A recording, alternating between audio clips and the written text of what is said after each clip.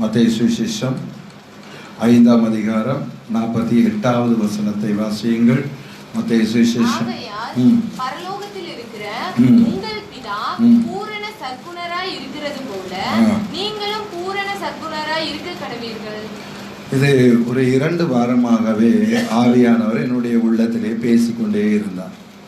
பரலோகத்தில் இருக்கிற தேவன் பூரண சற்குணர். சற்குணர் என்றால் எல்லா நல்ல குணங்களும் நிறைவாய் பெற்றவர் தான் பரலோகத்தில் இருக்கிற பிதா. அதே போல ஆண்டவருடைய பிள்ளைகளே, இயேசு கிறிஸ்து சொல்லுகிறார், நம்முடைய பிதா எல்லா குணங்களிலும் நிறைவுள்ளவராய், நல்ல குணங்களிலே அவர் நிறைவுள்ளவராய் இருக்கிறார். அதே போல நீங்களும் எல்லா குணங்களிலும் நிறைவுள்ளவர்களாய் இருங்கள் என்று ஆண்டவராய் இயேசு சொல்லுகிறார். நான் அந்த வார்த்தைகளை யோசித்தேன். ஆண்டவர் எல்லா குணங்களிலும் நிறைவுள்ளவராய் இருக்கிறாரே, அவர் எந்தெந்த குணங்களிலே நிறைவுள்ளவராய் இருக்கிறார்? அது நம்மால் என்ன செய்ய முடியாது. நம்ம போய் ஆண்டவரை பார்க்கவில்லை, அவருடைய வார்த்தைகளை வைத்து ஆய்வு செய்து பார்த்தேன். அந்த அதிகாரத்திலேயே வரிசையாக சொல்லியிருக்கிறது. இந்த அதிகாரம் முழுவதும் என்ன சொல்லியிருக்கிறதுனா, ஆண்டவர் எதிலெல்லாம் நிறைவுள்ளவராய் இருக்கிறார், நாம் எதிலெல்லாம் நிறைவுள்ளவர்களாய் இருக்க வேண்டும் என்பதை இந்த அதிகாரம் முழுவதிலுமே ஆண்டவராய் இயேசு சொல்லியிருக்கிறார். இந்த அதிகாரம் முழுவதையும் நாம் படித்தால், பிரசங்கம் பண்ணினால் உங்களுக்கும் கேட்டு கேட்டு சலித்து போவீர்கள். என்னாகனா நேரமும் போதாது. அதனால அன்பான தேவனுடைய பிள்ளைகளே, கர்த்தர் எப்படி நடத்துகிறாரோ அப்படி நாம் வசனங்களை நாம் தியானிப்போம். முதல்ல அவருடைய நற்குணத்துல முதல் குணம் வசனத்துல முதலாவது சொல்லியிருக்கிறதான அந்த குணத்தை தான் இன்றைக்கு நாம் என்ன செய்ய போகிறோம், தியானிக்க போகிறோம். அதே மத்தேயு சுவிசேஷம் 5ஆம் அதிகாரத்துல 3ஆம் வசனத்தை வாசியுங்கள். ஆவியில் எளிமை உள்ளவர்கள் பாக்கியவான்கள், பரலோக ராஜ்யம் அவர்களுடையது. அல்லேலூயா, அல்லேலூயா சொல்லுங்க. பரலோக ராஜ்யம் யாருக்குரியது? தேவனுடைய ராஜ்யம் யாருக்குரியது? நாம் மரித்தால் யார் பரலோக ராஜ்யத்திற்கு போவார்கள்? யாரை தேவன் பரலோக ராஜ்யத்திலே ஏற்றுக்கொள்வார்? நாம் தேவனுடைய ராஜ்யத்திலே யார் போய் தங்கியிருக்க முடியும் என்பதை இந்த வசனத்திலே அழகாக சொல்லியிருக்கிறது. பரலோக ராஜ்யத்திற்கு, ஆண்டவர் இருக்கிற இடத்திற்கு, ஆண்டவர் வாழுகிற இடத்திற்கு யார் போக முடியும் என்றால், ஒரு ராஜா இருக்கிற இடத்திற்கு எல்லாராலும் போக முடியாது. நேபுகாத் நேச்சார் இருக்கிற இடத்திற்கு எல்லாராலும் என்ன செய்ய முடியாது, போக முடியாது. ஒரு மந்திரியினுடைய வீட்டுக்கு எல்லாராலும் போக முடியாது. ஒரு சட்ட சபைக்கு எல்லாராலும் போக முடியாது. அன்பான தேவனுடைய பிள்ளைகளே, அதே போலதான் தேவனுடைய ராஜ்யத்திற்கு எல்லாராலும் போக முடியாது. ஆனால் யாரால் போக முடியும் என்று ஆண்டவராய் இயேசு சொல்லுகிறார் என்றால், ஆவியில் எளிமை உள்ளவர்கள் பாக்கியவான்கள், பரலோக ராஜ்யம். சொல்லுங்க, பின்னாடி இருக்கிறவங்க சொல்லுங்க, யாருடையது? ஆவியில் எளிமை உள்ளவர்கள். ஆவியில் யார் எளிமையாய் இருக்கிறார்களோ அவர்களுக்கு உரியதுதான் பரலோக ராஜ்யம். ஆவியில் எளிமை. அப்ப நாம் பரலோக ராஜ்யத்திலே தேவனோடு போய் உட்கார வேண்டுமானால், நாம் பரலோக ராஜ்யத்திலே தேவனோடு போய் அமர வேண்டுமானால், நாம் ஆவியில் எளிமை உள்ளவர்களாக மாற வேண்டும். அடுத்தது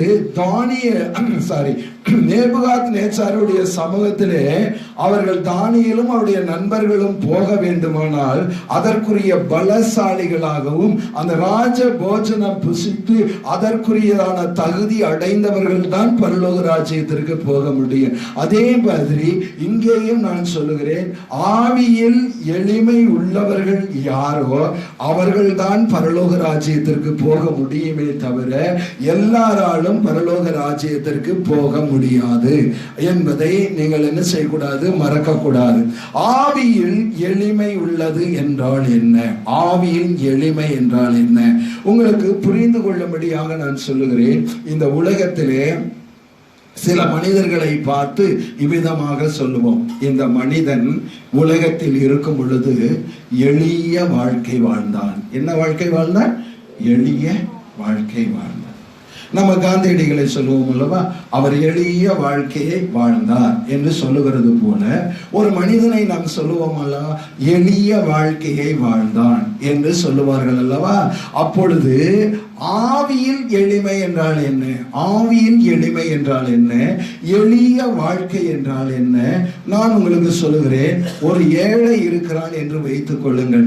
அந்த ஏழையினுடைய எண்ணங்களும் அவனுடைய நினைவுகளும் அவனுடைய சிந்தனையும் எப்படி இருக்கும்? அல்லேலூயா.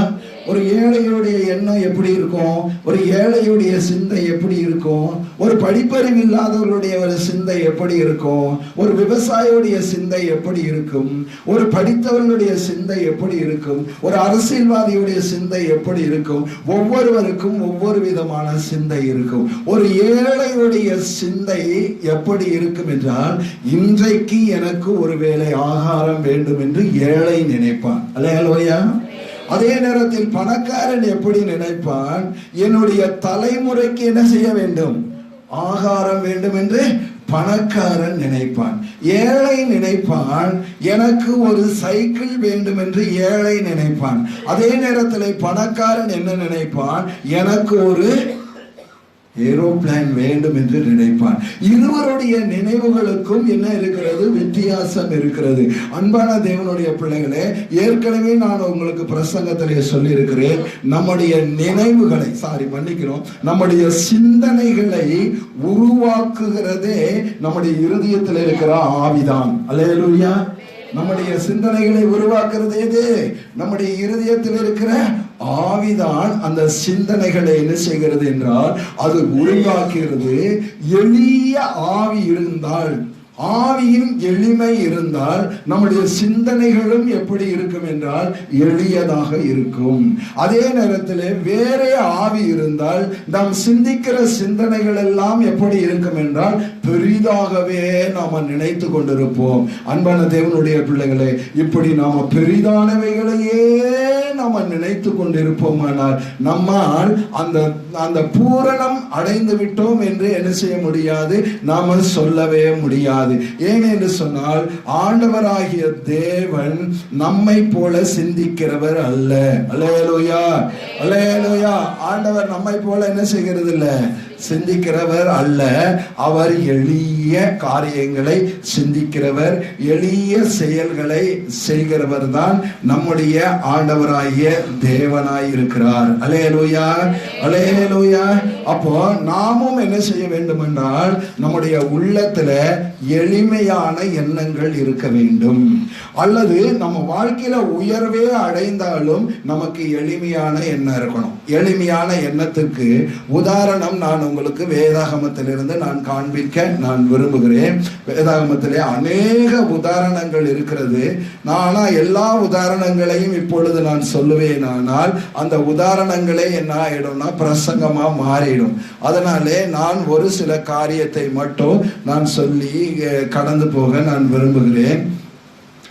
ஸ்தோத்திரம், அல்லேலூயா, அல்லேலூயா. ஸ்தோத்திரம், ஸ்தோத்திரம், ஸ்தோத்திரம், அல்லேலூயா. ஸ்தோத்திரம், ஸ்தோத்திரம்,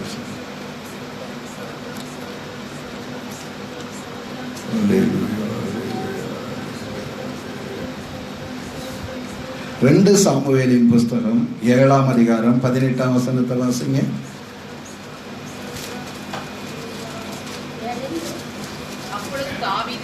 அப்பொழுது தாவீது ராஜா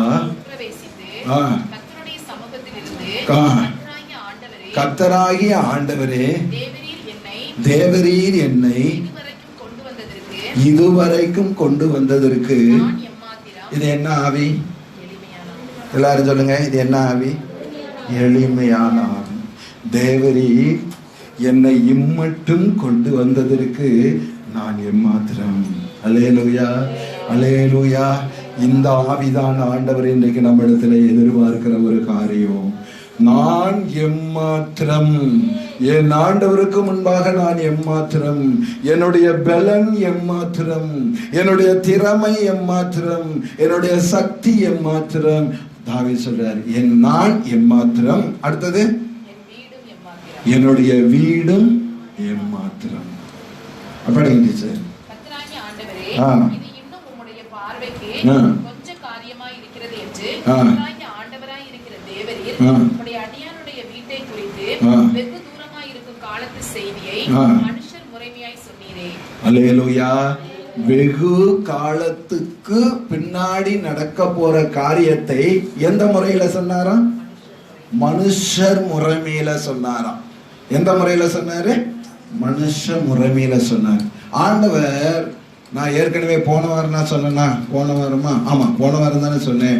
பரலோகத்தினுடைய ரகசியங்களை நாம் பரலோகத்துக்கு போய் பார்க்காததுனால பரலோகத்தை அப்படியே உங்ககிட்ட சொன்னா நீங்க என்ன செய்ய மாட்டீங்க, புரிந்து கொள்ள மாட்டீங்க என்பதற்கு தான் ஆண்டவர் உதாரணங்களை சொல்லி பரலோகத்தின் ரகசியங்களை மனுஷ முறைமையின்படி சொல்லுகிறார். அல்லேலூயா. பரலோகத்தின் ரகசியங்களை எந்த முறையில சொல்றாரு? மனுஷ முறைமையின்படி பரலோகத்தின் ரகசியங்களை சொல்கிறார். அப்போ தாவீதுக்கு சொன்னது என்ன தெரியுமா? உனக்கு நான் ஒரு நிலையான வீட்டை கட்டுவேன். அப்படி என்றால் இஸ்ரவேல் தேசத்திலே எருசலேம் பட்டணத்திலே தாவீதுக்கு நிலையான வீட்டை கட்டுவேன் என்பது அதனுடைய பொருள் இல்லை. அதனுடைய உண்மையான பொருள் என்ன? பரலோகத்திலே உனக்கு நான் ஒரு நிலையான வீட்டை கட்டுவேன். அல்லேலூயா, அல்லேலூயா. இப்ப அவர் சொல்றாரு, பரலோக மனுஷ முறைமையின்படி உனக்கு வீடை கட்டுவேன்னு சொல்லிட்டாரு. ஆனா உனக்கு அந்த வீடு எங்கே கட்டுவேன்? பரலோகத்துல நான் உனக்கு ஒரு வீட்டை கட்டுவேன். அல்லேலூயா. இப்ப அதுக்குதான் தாவீது சொல்றாரு, ஆண்டவரே, என்னை இம்மட்டும் என்னை கொண்டு வந்ததற்கு நான் எம்மாத்திரம், என் வீடு எம்மாத்திரம். இனி எனக்கு ஒரு வீட்டை நீங்கள் பரலோகத்திலே கட்ட போகிறீர். அதுவும் அது உம்முடைய பார்வைக்கு கொஞ்ச காரியமாய் இருக்கிறது. வெகு காலத்துக்கு பின்னாடி நடக்கிற காரியத்தை இப்பயே என்கிட்ட சொல்றதுக்கு நான் எம்மாத்திரம் ஆண்டவரே. அல்லேலூயா, அல்லேலூயா. பரலோகத்துல என்னை கொண்டு போய் உங்க கூட வைக்கிறதுக்கு நான் எம்மாத்திரம். பரலோகத்துல என்ன உங்க கூட உட்கார வைக்க, பரலோகத்துல உங்க சமூகத்துக்கு வர, உங்க கூட நான் பேச, உங்க கூட இருக்க, உங்க கூட நடக்க, எனக்கு நீங்க உதவி செய்கிறதற்கு நான் எம்மாத்திரம். அல்லேலூயா. எனக்கு நீங்க உதவி செய்கிறதற்கு நான் எம்மாத்திரம். நானோ ஒரு மனுஷன் அல்ல. நான் யார் தெரியுமா? ஒரு புழு போன்ற ஒரு மனுஷன் ஆண்டவரே. எனக்கு காலை தோறும் அவனை விசாரிக்கிறதற்கு அவன் எம்மாத்திரம். அல்லேலூயா. காலையில ஜெபம் பண்ணும்போது ஆண்டவர் உங்களை விசாரிக்கிறாரா? விசாரிக்கிறாரா? காலையில ஜெபம் பண்ணா தானே பாஸ்டர். காலை தோறும் அவனை என்ன செய்கிறாரா? விசாரிக்கிறார். அல்லேலூயா, அல்லேலூயா. ஆண்டவர் விசாரிக்கிறார். நம்ம தப்பு பண்ணாலும் விசாரிக்கிறாரு, நல்லது பண்ணாலும் விசாரிக்கிறார். அப்ப ஆண்டவருக்கு முன்னாடி நான் எம்மாத்திரம், நான் தகுதியே இல்லை ஆண்டவர். உங்க முன்னாடி நான் நிற்க எந்த ஒரு தகுதியும் இல்லை. ஆனா என்ன நிக்க வச்சுங்களேன்.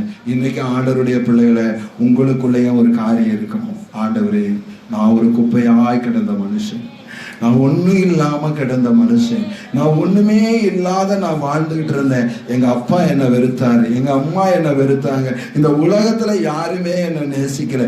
யாருமே நேசிக்காத என்னை நேசித்தது மட்டும் இல்ல, பரலோகத்துல உங்க கூட வச்சுக்கோன்னு நீங்க சொல்றீங்களே, நான் எம்மாத்திரம். அல்லேலூயா. அப்படிப்பட்டவங்களுக்கு மட்டும்தான் பரலோகத்துல என்ன உண்டு? இடம் உண்டு. அல்லேலூயா. அப்படிப்பட்டவங்களுக்கு மட்டும்தான் பரலோகத்துல என்ன உண்டு? இடம் உண்டே தவிர மற்ற எல்லாருக்கும் பரலோகத்துல இடம் உண்டுன்னு என்ன செய்ய முடியாது, நாம சொல்ல முடியாது.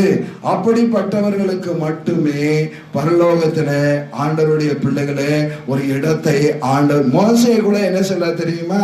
ஆண்டவரே, நான் இஸ்ரவேல் ஜனங்களை அழைத்து கொண்டு போகவும் பார்வோனோடு பேசவும் நான் எம்மாத்திரம். அல்லேலூயா, அல்லேலூயா.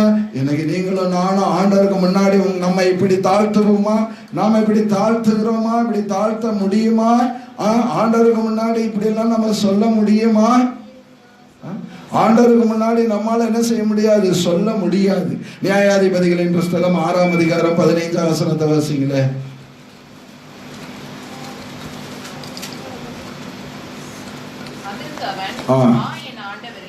என் ஆண்டவரே,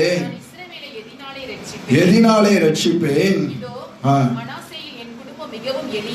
எப்படிப்பட்ட குடும்பம்? எளி. உண்மையாலுமே சொல்றேன், ஆண்டவர் யாரை தெரியுமா ஆசீர்வதிப்பார்? எளியவனை தான் அவர் குப்பையில இருந்து என்ன செய்வாரு? உயர்த்துவார். அல்லேலூயா. ஏன் தெரியுமா எளியவனை உயர்த்துகிறார்?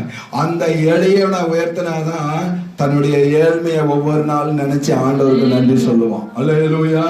ஒரு உயர்ந்தவனை உயர்த்தினால் என்னுடைய அறிவும் ஞானமும் என்னை உயர்த்தினது என்று சொல்வார். அந்த எளிமை ஆண்டவருடைய பிள்ளைகளுக்குள்ள இருக்கணும். அல்லேலூயா. என் குடும்பம் எப்படிப்பட்ட குடும்பம்? எளிய, மிகவும் எளிய குடும்பம். நான் தகப்பன் வீட்டில் சிறியவனை ஆண்டவர் எங்கிருந்து உயர்த்துறாரு? குப்பையிலிருந்து ஆண்டவர் உயர்த்துகிறார். அல்லேலூயா. ஆண்டவருடைய பிள்ளைகளே, அப்படி நீங்களும் நானும் உயர்த்தப்படணும். தாவீது ராஜா ஒரு முறை சொல்லுகிறார், அவர் உடன்படிக்கை பெட்டிக்கு முன்பதாக நடனமாடிக்கொண்டு வருகிறார். தன்னுடைய ராஜ வஸ்திரங்களை எல்லாம் உரிந்து போட்டு விட்டார். அன்பான தேவனுடைய ஜனங்களே, பொதுமக்களுக்கு முன்பாக எந்த ராஜாவும் ராஜ வஸ்திரத்தை களையவே மாட்டார். களைவானா இன்னும் சொல்லட்டுமா? 10 பேருக்கு முன்னாடி நம்ம போய் நிற்கிறதுனாலே நம்ம ட்ரெஸ் பண்றோமா பண்ணலையா? ட்ரெஸ் பண்றோமா இல்லையா? வீட்டுல இருக்கிற ட்ரெஸ்ஸோட போறோம். அப்படி நம்ம ட்ரெஸ் பண்ணிட்டு தான் நம்ம அந்த கூட்டத்தில் நம்ம போய் நிற்கிறோம். அன்பான தேவனுடைய பிள்ளைகளை, ஒரு பெரிய கூட்டத்தில் ஒரு 1000 பேர் இருக்கிறதான ஒரு கூட்டத்தில் போய் நீங்க இப்ப போட்டிருக்கிற, இப்ப நீங்க வீட்டுல போட்டிருக்கிறதான நைட்டியோடையோ அல்லது கிழிஞ்சு போன ட்ரெஸ்ஸோடையோ அல்லது தலை சீவாம போய் நிற்பீங்களா? நீங்க நிக்கவே மாட்டீங்க. இருக்கிறதுலயே நல்ல ட்ரெஸ் எதுன்னு தேடி பார்த்து அதை தான் நீங்க போடுவீங்களே தவிர சாதாரணமான ஒரு ட்ரெஸ்ஸோட போக மாட்டீங்க. ஆனா இந்த தாவீது ராஜாவுக்குள்ள ஒரு எளிமையான ஆவி இருந்ததுனால கர்த்தருடைய பெட்டிக்கு முன்பாக அவர் எதை உடுத்தியிருந்தார்? ரட்டுடுத்தி ஆண்டவருடைய சமூகத்திலே அந்த உடன்படிக்கை பெட்டிக்கு முன்பாக என்ன செய்கிறார்? ஆடிக்கொண்டிருக்கிறார். அல்லேலூயா, அல்லேலூயா. அந்த உடன்படிக்கை பெட்டிக்கு முன்னாடி என்ன செய்து கொண்டிருக்கிறார்? ஆடிக்கொண்டிருக்கிறார். ஆண்டவரை ஆடிக்கொண்டிருக்கிறார். அப்பொழுது அவருடைய மனைவி மீகாள் அவளை பரிகாசம் பண்ணும் பொழுது, இன்னைக்கு ராஜா இஸ்ரவேலின் அந்த பெண்களுக்கு முன்பாக எவ்வளவு மகிமைப்பட்டார் என்று கேட்க போது அவர் சொல்றாரு, என்ன வார்த்தை சொல்றாரு தெரியுமா? எடுத்தீங்களா டீச்சர்? உன் தகப்பனை பார்க்கிலும் வீட்டாரை பார்க்கிலும் ஜனத்தின் மேல் தெரிந்து கொண்ட கர்த்தருடைய சமூகத்திற்கு முன்பாக ஆடி பாடினேன். இதை பார்க்கிலும் இன்னும் நான் நீசனும் என் பார்வைக்கு அற்பமானவன். இன்னும் நான் நீசன். அல்லேலூயா. இன்னும் நான் எப்படிப்பட்டவன்? நீசனாய் இருக்கிறேன். இன்னும் நான் குறைவுள்ளவனாகத்தான் இருக்கிறேன். இன்னும் நான் பாவியாகத்தான் இருக்கிறேன். ஒரு ராஜா இந்த வார்த்தையை சொல்ல முடியுமா? அதுவும் தன் மனைவியினிடத்திலே சொல்ல முடியுமா? எளிமை, ஆவியில் எளிமை உள்ளவர்கள் பாக்கியவான்கள், பரலோக ராஜ்யம் அவர்களுடையது. அல்லேலூயா. இன்னும் நான் நீசனாய் இருக்கிறேன். அடுத்த ஒரு வார்த்தை என்ன போட்டிருக்கு? என் பார்வைக்கு நான் எப்படி இருக்கிறேன்? நான் பெரிய ஆள் என்றதான எண்ணமே. இப்ப சுருக்கமா சொல்றேன், தேவனுடைய பிள்ளைகளே, நான் பெரிய ஆள் என்றதான எண்ணம் நமக்குள்ள வந்தா பரலோகம் நமக்கு இல்லை. எந்த எண்ணம் வந்தா பரலோகம் இல்லை? நான் பெரிய ஆள் என்கிற எண்ணம். நீ பெரிய ஆளா கூட ஆண்டவர் உயர்த்தி வைத்திருக்கலாம். ஆனால் பெரிய நபர் என்கிற எண்ணம் ஆண்டவருடைய பிள்ளைகளுக்குள்ள வந்தா அப்படிப்பட்டவர்களுக்கு பரலோக ராஜ்யம் இல்லை. அல்லேலூயா. அது ஏன் இல்லைங்கிறத நான் உங்களுக்கு பின்னாடி சொல்லித்தரேன். அப்படிப்பட்டவர்களுக்கு பரலோக ராஜ்யத்துல இடம் இல்லை. யாருக்கு பரலோக ராஜ்யம் என்றால் ஆவியிலே எளிமை இருக்க வேண்டும், ஆவியிலே தாழ்மை இருக்க வேண்டும். அப்படிப்பட்டவர்களுக்கு தான் பரலோக ராஜ்யத்திலே இடம் இருக்கிறதே அல்லாமல் மற்றபடி அல்ல. அன்பான தேவனுடைய பிள்ளைகளே, பரலோக ராஜ்யத்திலே நாம் இடம் கிடைக்க வேண்டுமானால் நம்மை நாம் தாழ்த்தணும். அல்லேலூயா. நம்மை நாம் என்ன செய்யணும் தெரியுமா? தாழ்த்தணும். சங்கீதம் 138 6வது வசனத்தை வாசிங்க. கர்த்தர் உயர்ந்தவராயிருந்தும் தாழ்மையுள்ளவனை நோக்கி. இப்ப சொல்லுங்க, நம்ம பிதா, நம்ம தேவன் இயேசு கிறிஸ்து, அவர் உயர்ந்தவராய் இருக்கிறாரு. ஆனா அவர் யாரை நோக்கி பார்க்கிறார்? தாழ்மை உள்ளவர்களை பார்க்கிறார். அல்லேலூயா சொல்லுங்க. அல்லேலூயா. அவர் உயர்ந்தவராயிருந்தும் தாழ்மை உள்ளவர்களை அவர் நோக்கி பார்க்கிறார். அவர் பரலோகத்தில் நம்முடைய பிதா பூரண சர்க்குணர். அல்லேலூயா. அவர் பூரண சர்க்குணர்ல ஒரு குணம் என்னன்னா, நம்முடைய பிதா கூட நம்மை ஆவியில் எளிமையா இருக்க சொன்ன பிதாவும் ஆவியில் எப்படிதான் இருக்கிறாரு? எப்படிதான் இருக்காரு? எளிமையாகத்தான் இருக்கிறார். ஆவியில் அவர் எளிமையாகத்தான் இருக்கிறார். அவர் ஆவியிலே எளிமை இல்லாதவராய் இருந்திருந்தால் அவர் தாழ்மை உள்ளவரை நோக்கி பார்க்க மாட்டார். அவர் உயர்ந்தவர்களை மட்டும் பார்ப்பார். இன்னைக்கு நீங்களும் நானும் எப்படி இருக்கும்? உங்களை கர்த்தர் இந்த அளவுக்கு உயர்த்தி வச்சிருக்கார். உங்களை விட தாழ்ந்து இருக்கிறவர்களை தான் நீங்க நோக்கி பார்க்கணுமே தவிர உங்களை விட உயர்வா இருக்கிறவங்களை நோக்கி என்ன செய்யக்கூடாது? பார்க்கக்கூடாது. ஹல்லேலூயா. எத்தனையோ பேர் நம்மை விட உயர்ந்தவர்களாய் இருக்கிறவர்களை நோக்கி பார்த்து பார்த்து அவர்கள் அப்படி இருக்கிறார்கள், அவர்கள் இப்படி இருக்கிறார்கள் என்று உயர்ந்தவர்களையே தேடி போகிறார்களே தவிர தாழ்ந்தவர்களை தேடி போகிறதே கிடையாது. தாழ்ந்தவர்களிடத்தில் பேசுகிறதே கிடையாது. எளியவர்களிடத்திலே பேசுகிறதே கிடையாது. ஆனால் ஆண்டவருடைய குணம் அப்படிப்பட்டதில்லை. அவர் தாழ்மையுள்ளவர்களை நோக்கி பார்க்கிறார். அல்லேலூயா. அல்லேலூயா. அவருடைய குணம் தாழ்மை உள்ளவர்களை நோக்கி பார்க்கிற குணமாயிருக்கிறது. அடுத்த ஒரு வசனத்தை வாசிக்கலாமா? சங்கீதம் 40:17வது வசனத்தை வாசிங்க. சங்கீதம் 40:17. நான் சிறுமையும் எளிமையுமானவன். நான் சிறுமையும் எளிமையுமானவன். கர்த்தரோ என் மேல் நினைவாய் இருக்கிறார். யார் நினைவா இருக்கிறது? கர்த்தர் என் மேல் நினைவாய் இருக்கிறார். தேவரீர் என் துணையும் என்னை விடுவிக்கிறவருமாய் இருக்கிறீர். நானும் சிறுமையும் எளிமையுமானவன். எளிமையுமானவனை ஏழைன்னு வச்சுக்கோங்க. நானும் சிறுமை. சிறுமைன்னா என்ன அர்த்தம்? நானும் பல பாடுகள் பட்டு வறுமையிலே ஒரு ஏழையாய் இருக்கிறேன். நானும் சிறுமைப்பட்டு இருக்கிறேன். உங்களிலும் கூட நீங்கள் அப்படிதான் நினைக்கிறார். நான் ஏழையா இருக்கிறேன், நான் சிறுமைப்பட்டு கொண்டிருக்கிறேன், நான் வறுமையில் இருக்கிறேன், நான் கடலிலே இருக்கிறேன், நான் வியாதியிலே இருக்கிறேன், நான் பொருளாதாரம் இல்லாமல் இருக்கிறேன், என் சொந்த பந்தங்களுக்கு மத்தியிலே நான் எளியவனாய் இருக்கிறேன், ஒன்றும் இல்லாதவனாய் நான் இருக்கிறேன். அதனால் தான் என் சொந்தம் என்னை மறந்து விட்டது. அதனால் தான் யாரும் என்னை நினைக்கவில்லை. அதனால் தான் ஒருவரும் என்னை விசாரிக்கவில்லை என்று நீங்கள் நினைக்கலாம். ஆனால் ஆண்டவர் சொல்லுகிறார், நீ ஏழையாய் இருக்கிறாய் என்றும் நீ எளியவனாய் இருக்கிறாய் என்று உன் சொந்தம் உன்னை நினையாமல் இருக்கலாம். உன் தேவனாகிய கர்த்தராகிய நான் உன்னை நினைக்கிறேன். அல்லேலூயா. நான் கேட்கிறேன், உங்க சொந்தக்காரங்க உங்களை நினைக்கணுமா, ஆண்டவர் நினைக்கணுமா? சொந்தக்காரங்க நினைச்சு ஒரு பிரயோஜனமே கிடையாது. இல்ல உங்க ஊர்ல இருக்கிற பணக்காரங்க உங்களை நினைக்கணுமா?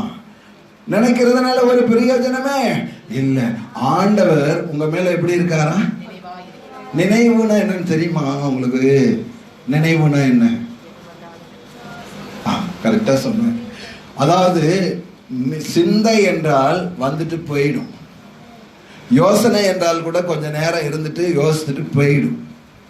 ஆனா அந்த நினைவு என்று சொன்னாலே அதுக்கு ஒரு இங்கிலீஷ்ல ஒரு வார்த்தை இருக்கு. சுமித்ரா வந்திருக்காளா?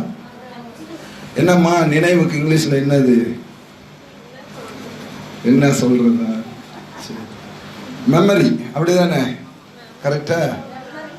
அப்போ ஒரு மெமரி கார்டுல ஒரு பாட்டை நீங்க பதிவு பண்ணா எப்ப வேண்டுமானாலும் என்ன செய்யலாம்? கேட்டுக்கலாம். அல்லேலூயா. இதே மாதிரிதான் ஆண்டவருடைய இருதயத்துல உங்களை ஆண்டவர் என்ன பண்ணிட்டாரு? பதிவு பண்ணிட்டார். யாருடைய உள்ளத்துல?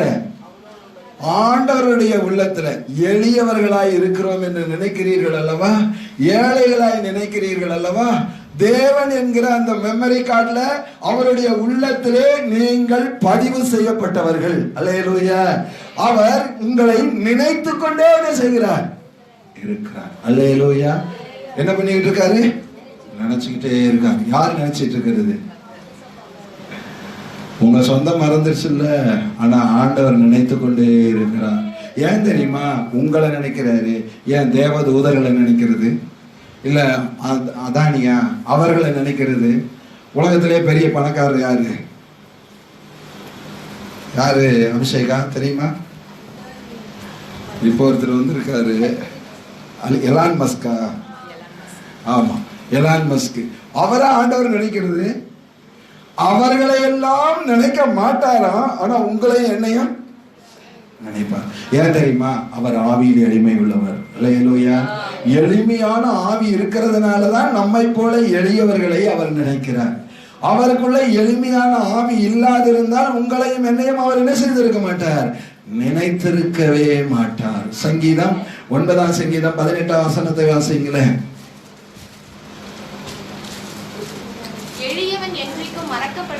எளியவன் என்றைக்கும் என்ன செய்யப்படுவதில்லை, சொல்லுங்க, ஆண்டவர் என்னை மறப்பதில்லை. சொல்லுங்க எல்லாரும் சொல்லுங்க. யாரெல்லாம் சொன்னீங்களோ அவங்கள மட்டும் ஆண்டவர் மறக்க மாட்டார். அல்லேலூயா. ஆண்டவர் என்னை மறப்பதில்லை. சொல்லுங்க எல்லாரும், சத்தமா சொல்லுங்க. அபிஷா நீ சொல்லவே இல்லையம்மா, சத்தமா சொல்லு. அல்லேலூயா. ஆண்டவர் என்னை என்ன செய்வதில்லை, மறப்பதில்லை. என்னை அவர் என்ன செய்திருக்கார், தன்னுடைய இருதயத்திலே. ஆண்டவர் மறந்துட்டார். ஆண்டவர் என்னை மறப்பதில்லை. ஆண்டவர் உன்னை மறக்காதனாலதான் உன்னை இங்க கொண்டு வந்து வச்சிருக்கார். அல்லேலூயா, அல்லேலூயா. ஒருபோதும் அவர் நம்மை என்ன செய்வதில்லை, மறப்பதில்லை. எல்லாரும் மறந்துடுவாங்க, ஆனா ஆண்டவர் மட்டும் என்ன செய்ய மாட்டாரு, மறக்கவே மாட்டார். அவர் எப்படி தெரியுமா, நம்ம எளிமையா இருக்கும்போது, என்னுடைய தாழ்வில் நம்முடைய தாழ்வில் நம்மை நினைத்தவரை துதியுங்கள், அவர் நல்லவர், அவர் கிருபை என்றும் உள்ளது. எப்ப ஆண்டவர் நம்மளை நினைச்சாரா, நம்முடைய தாழ்வில நம்மளை நினைச்சாரா. நம்ம ஒண்ணு இல்லாத போது ஆண்டவர் நம்மை நினைத்தாரா, ஒண்ணு இல்லாத போது ஆண்டவர் நம்ம என்ன செஞ்சிருக்கிறாரு, நம்மை நினைத்திருக்கிறார். அல்லேலூயா, அல்லேலூயா. சரி, இப்ப ஆண்டவருடைய குணத்தை நம்ம பார்ப்போமா. ஆண்டவர் எவ்வளவு தாழ்மையா இருக்காரு பாருங்க, ஆண்டவர் எவ்வளவு எளிமையா இருக்காரு பாருங்க. நம்ம அடுத்தது ஒரு காரியத்தை போறோம். பிலிப்பியர் 2ஆம் அதிகாரத்துக்கு வாங்க. பிதாவாகிய தேவனுடைய குணாதிசயங்களை இன்னும் நாம பார்க்க போகிறோம். 2ஆம் அதிகாரத்துல 3ஆம் வசனத்தை வாசிங்க.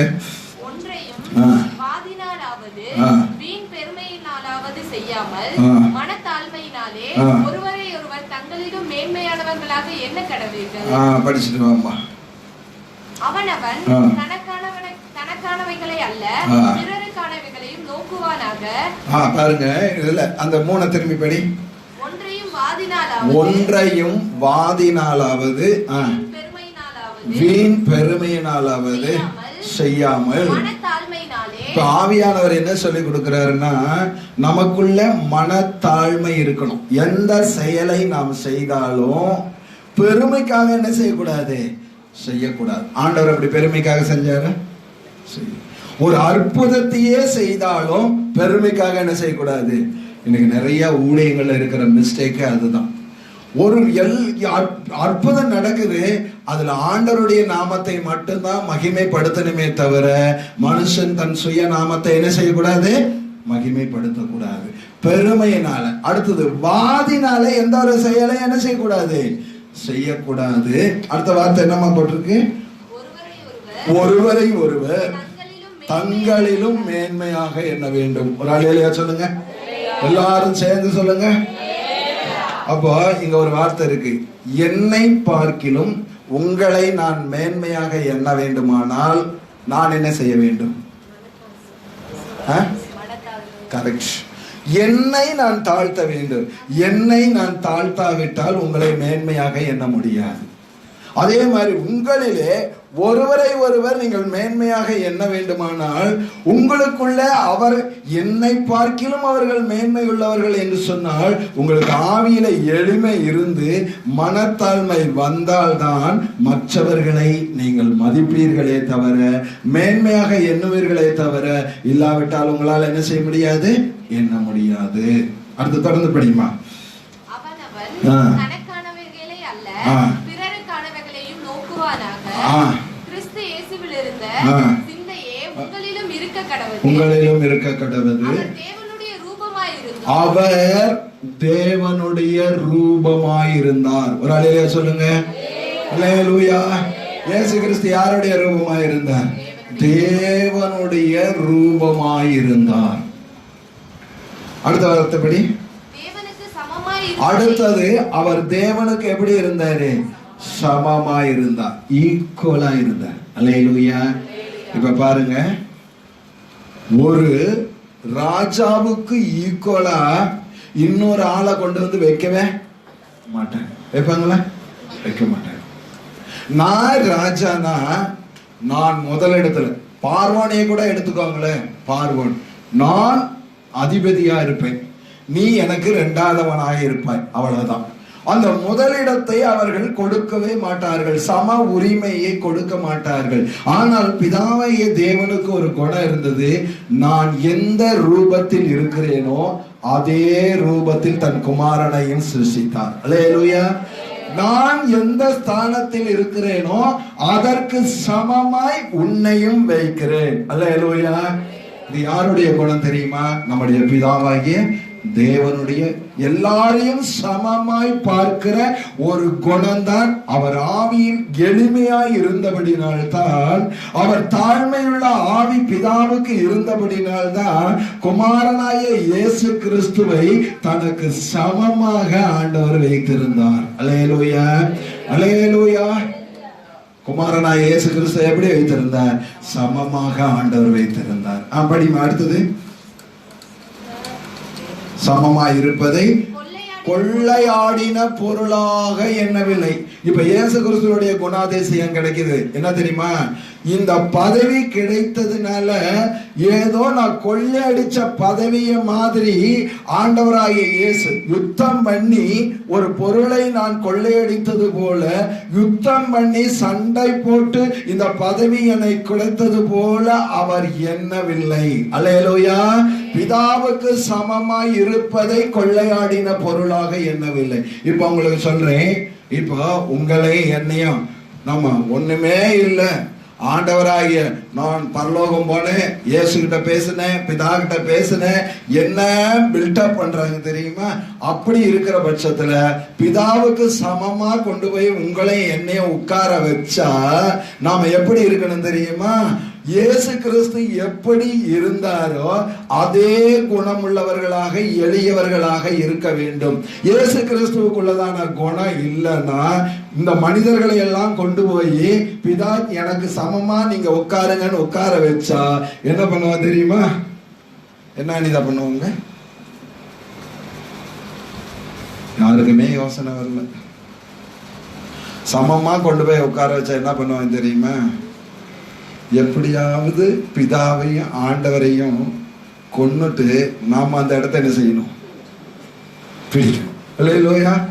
நாம அந்த இடத்த என்ன செய்யணும்? பிடிக்கணும். இல்லைன்னா இப்ப இவருக்கு சமமா இருக்கிறோம், இவருக்கு மேல என்ன செஞ்சிடணும்? யாருக்கு மேல போயிடணும்? அதான் அந்த கிறிஸ்து, அவனுக்கு மேல போயிடணும், அந்த பிதாவுக்கு மேலேயே போயிடணும். நான் கேட்கிறேன், இப்படிப்பட்டவங்களை எல்லாம் பரலோகத்துல கொண்டு போய் வச்சா எப்படி இருக்கும்? பூமியில வச்சிருக்கும் போதே ஆடுறாங்கப்பா. ஆவியில் எளிமை இல்லாதவர்களை பரலோகத்திலே கொண்டு போய் ஆண்டவர் வைக்க மாட்டார். அப்படி வச்சா பரலோகத்திலே போய் பெருமை பேசுவாங்க, ஆண்டவருக்கு விரோதமாகவே பெருமை பேசுவார்கள், ஆண்டவரையே கீழே தள்ளிவிட என்ன செய்வாங்க?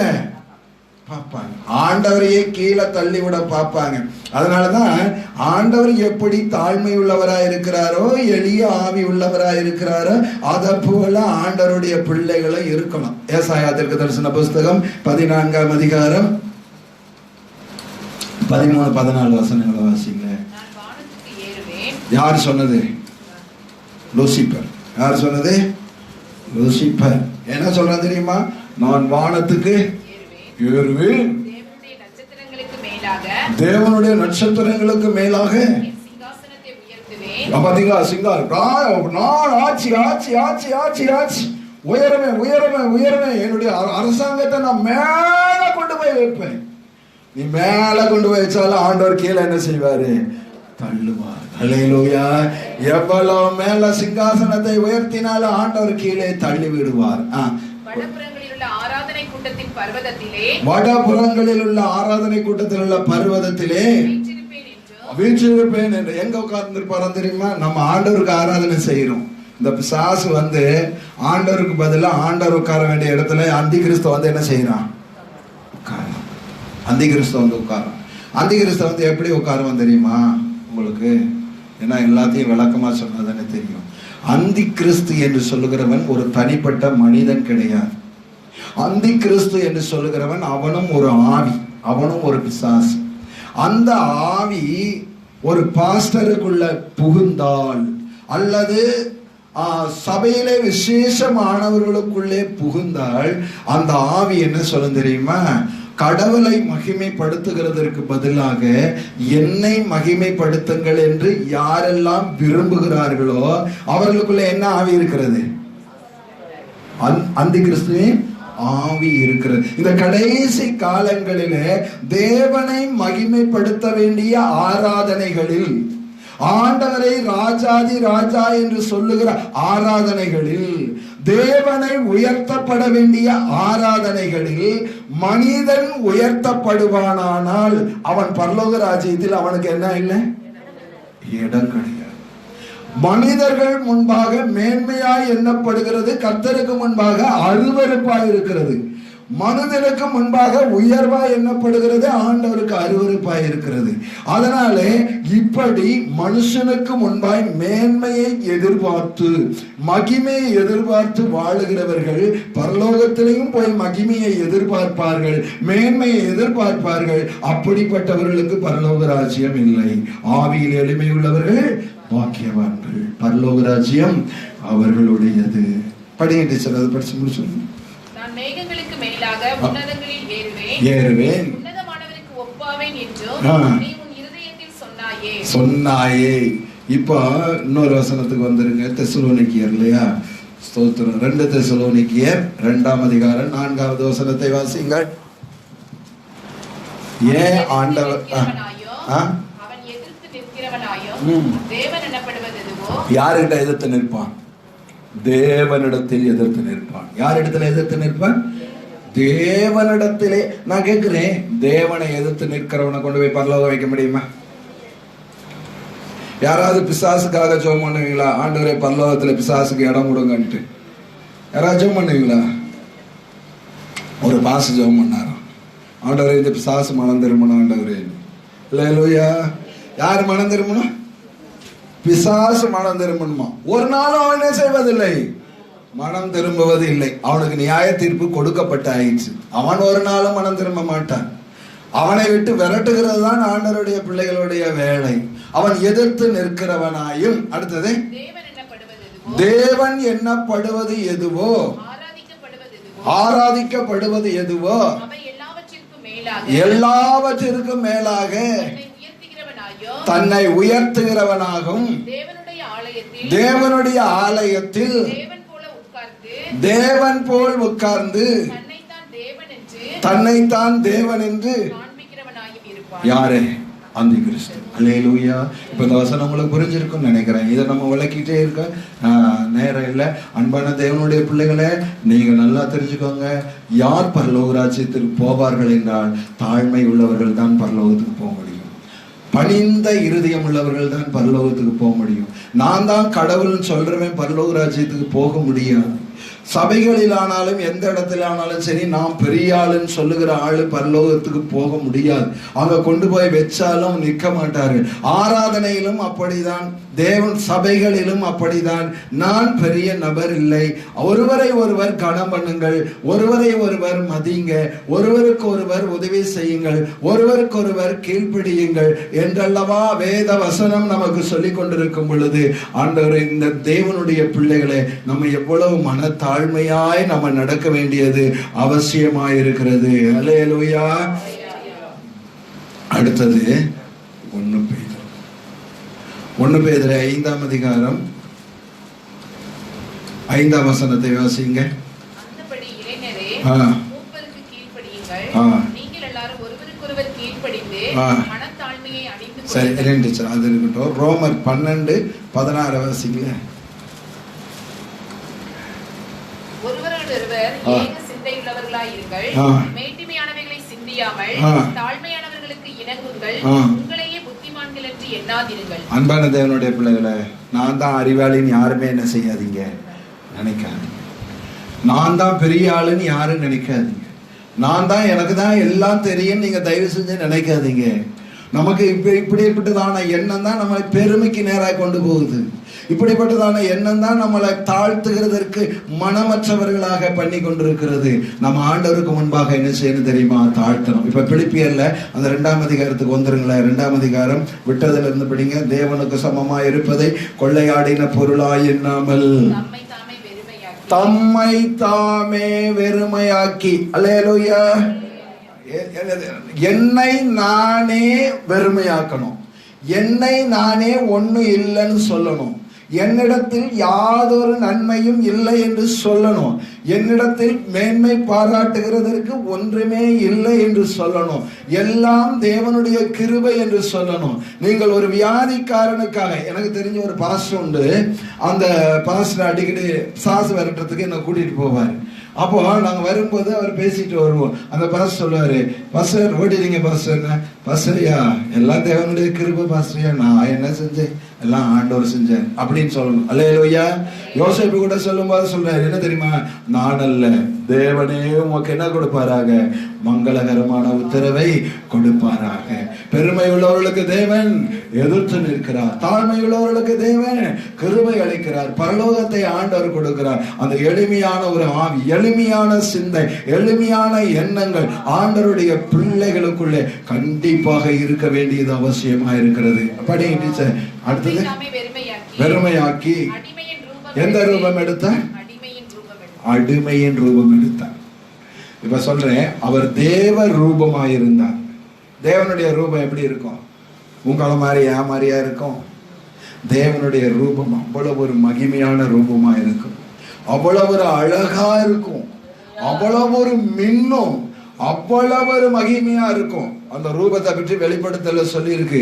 ஆனா அப்படியே அவர் மறுரூப மலையில் மறுரூபம் ஆகும்போது அவருடைய வஸ்திரம் எல்லாம் எப்படி இருந்தது? சூரியனை போல பிரகாசித்தார். ஹல்லேலூயா. அவ்வளவு ஒரு பிரகாசம் உள்ளதான அந்த மகிமையான அந்த சாயலை விட்டு அவர் எந்த ரூபம் எடுத்தார்? அடிமையின் ரூபம் எடுத்தார்.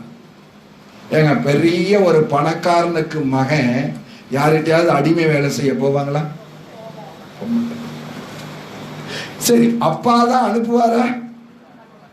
அனுப்பவே மாட்டேன். நீங்களே உங்க பிள்ளைகளை ஹாஸ்டல்ல சேர்க்கணும்னா 1008 கேள்வி கேட்குறீங்க.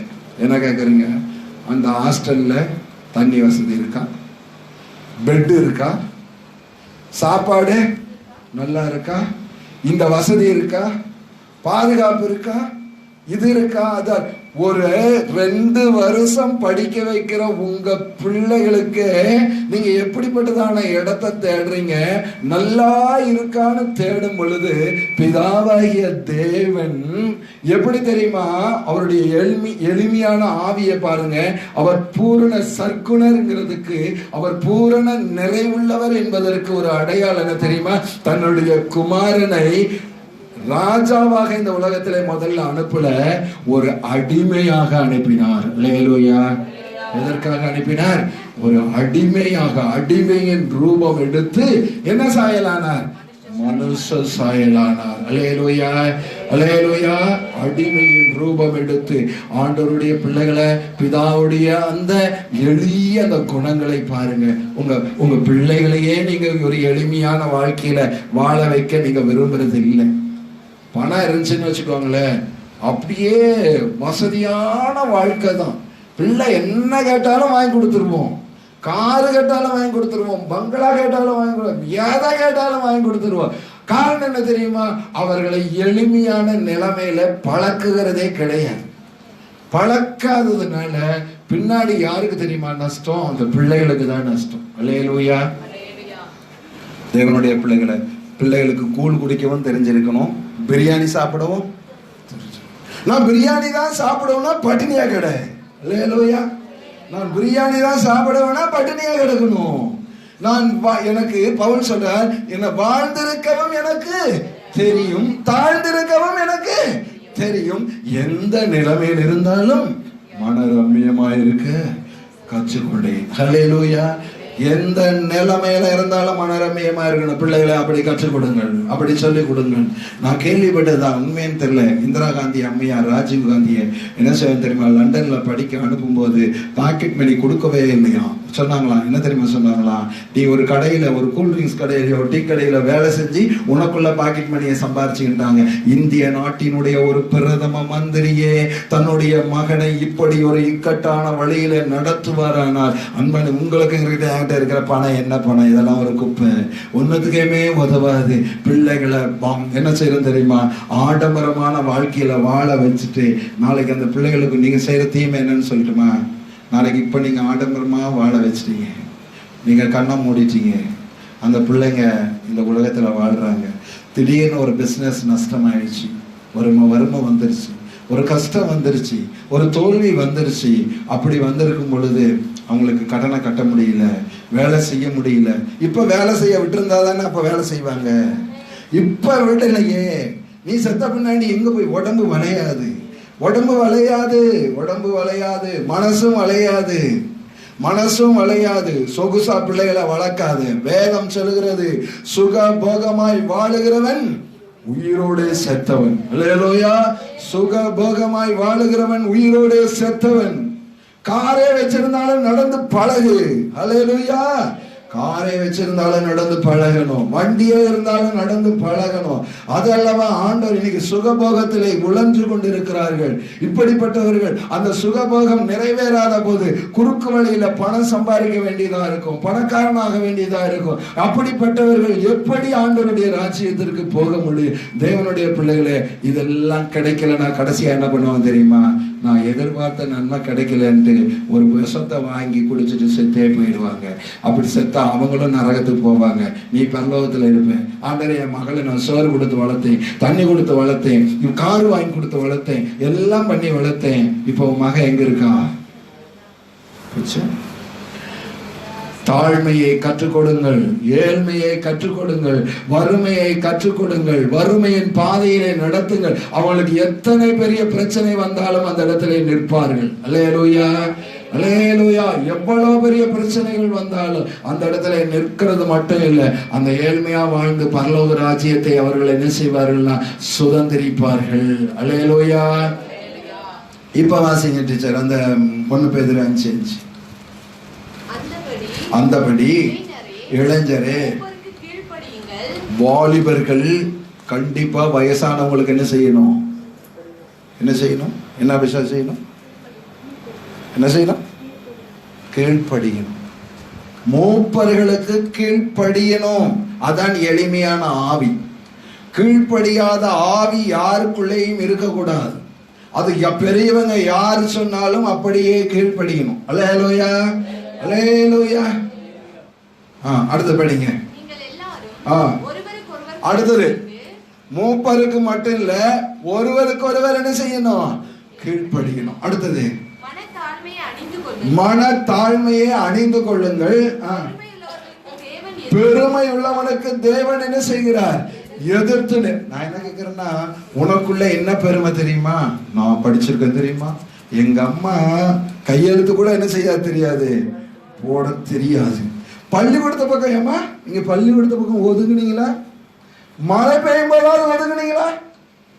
நான் பாரு எவ்வளவு படிச்சிருக்கவங்களாம் ஒன்னும் தெரியாதுமா, உனக்கெல்லாம் என்ன தெரியும் அப்படின்னு சொல்லுகிறவர்கள் உண்டு. அன்பான தேவனுடைய பிள்ளைகளே, இப்படி பெருமை உள்ளவர்களுக்கு யார் எதிர்த்து நிற்கிறது? தேவனே எதிர்த்து நிற்கிறார். இவங்க போய் பாருங்க, இதெல்லாம் எளிமையான ஆவி கிடையாது, இதெல்லாம் எளிமையான ஆவி கிடையாது. நேபுகாத்நேச்சார் ஒரு வார்த்தை சொன்னா, நான் என் மகிமை பிரதாபத்திற்காக நான் கட்டின மகாபாவி. உன் மகிமைக்காகவா நீ கட்டுன? உன் பேருக்காகவா நீ கட்டுன? உனக்காகவா நீ கட்டுன? நான் இல்லாமலையா நீ இதெல்லாம் செஞ்ச? நான் சொல்லட்டுமா, ஆண்டவருடைய அனுமதி இல்லாம ஒரு செங்கலை கூட நம்மளால என்ன செய்ய முடியாது, தூக்க முடியாது. ஹல்லேலூயா. ஒரு செங்கலை எடுத்து வைக்கிறேன்னா கூட ஆண்டவருடைய உதவி. இது யாருக்கு தெரியல தெரியுமா? நேபுகாத்நேச்சாருக்கு. ஆண்டவர் அப்பயே அவனுக்கு மாட்டின் இருதயத்தை கொடுத்தார். அந்த மாடியில இருந்து இறங்கி போய் என்ன செய்தான் தெரியுமா? மாட்டை போல புல்லை மேய்தான். ஆண்டவர் சொல்லிப்பார், நீ மாடு மாதிரி புல்லு மேய்கிற, நீயா மகாபாபிலோனை கட்டுன? நீயா உன் மகிமைக்காக கட்டுன? உன் மகிமையெல்லாம் எங்க போயிடுச்சு? புல்லை தின்கிற மாட்டிற்கு ஒப்பாக போய்விட்டது. தேவனுடைய பிள்ளைகளே, நீங்கள் ஒன்னே ஒன்று சொல்லுங்க, ஆண்டவரை மட்டும் மகிமைப்படுத்துங்க. ஆண்டவரை நீர் தந்தது. இதெல்லாம் யார் தந்தது? அது மட்டும் சொல்றது இல்லை, இன்னொரு வார்த்தையை சொல்லணும். ஆரம்பத்தில் நான் சொன்னேன்ல, சொல்ல பார்க்கலாம் யார் பிரசங்கத்தை ஞாபகம் வச்சிருக்கீங்கன்னு. ஆண்டவரே, இதெல்லாம் நீர் எனக்கு நீர் தந்தது. அடுத்து ஒரு வார்த்தையை சொல்லணும். என்ன வார்த்தை? யார் சொல்லுங்க? நான் இதெல்லாம் எனக்கு கொடுக்கறதுக்கு நான் ஏமாத்துறேன் ஆண்டவரே. என்கிட்ட என்ன தகுதி இருந்துச்சு எனக்கு? நான் சொல்லணும், ஆண்டவரே இத்தனை பேருக்கு பிரசங்கம் பண்றதுக்கு என்ன நிக்க வச்சிருக்கிறீங்களே, நான் ஏமாத்துறேன். அல்லேலூயா, அல்லேலூயா. நான் எனக்கு என்ன தகுதி இருக்கு ஆண்டவரே? எனக்கு என்ன தகுதி இருக்கிறது? என் வீடு எம்மாத்திரம், என்னுடைய நிலைமை எம்மாத்திரம், என்னுடைய இறுதி எம்மாத்திரம். ஆண்டவரே, நீங்களும் அப்படிதான் சொல்லணும். ஆண்டவரே, நான் இந்த வேலையை செய்கிறதுக்கு நான் எம்மாத்திரம், நீங்க அதை செய்ய வச்சுங்க. அல்லேலூயா.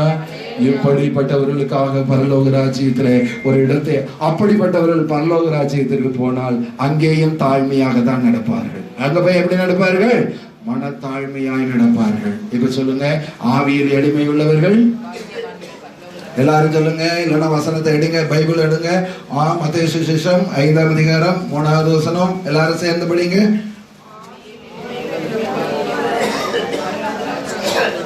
ஆண்டவரே, எனக்கு அந்த எளிமையான ஆவியை தாங்க. அல்லேலூயா. எல்லாரும் நம்ம ஜெபம் பண்ணுவோமா?